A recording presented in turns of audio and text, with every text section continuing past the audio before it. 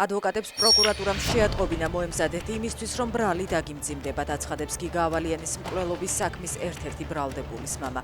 ალექსანდრე გაბაშვილის თქმით, საქმეში ახალი მტკიცებულებები არ გამოჩენილა და ბრალის დამძიმება დაკვეთით ხდება. ევროკავშირმა რუსი დიპლომატებისთვის შეზღუდვები აამოქმედა, მათ დღეიდან შენგენის ზონაში გადაადგილების თავისუფლება შეეზღუდათ. რუსი დიპლომატები, საკონსულო პერსონალი და მათი ოჯახის წევრები ვალდებული არიან ევროკავშირს 24 საათით ადრე აცნობონ აკრედიტირებული ქვეყნიდან შენგენის ზონის სხვა ქვეყანაში გადაადგილების განზრახვა. ისრაელის დაზორამ ტრამპის ადმინისტრაციას გადასცა მტკიცებულებები, რომ თეირანის რეჟიმი მომიტინგეებს მასობრივად სჯის სიკვდილით. ისრაელის მედიის ცნობით, ამერიკას ახლა უკვე აქვს ფაქტები, რომ ირანის ხელისუფლებამ უარყოფის მიუხედავად დაპატიმრებული მომიტინგეებისთვის გამოტანილი განაჩენები სხვადასხვა მეთოდებით აღასრულა. ამერიკის შეერთებულ შტატებში ბოლო 100 წლის განმავლობაში ყველაზე ძლიერი ზამთრის შტორმი ფერნი მძვინვარებს.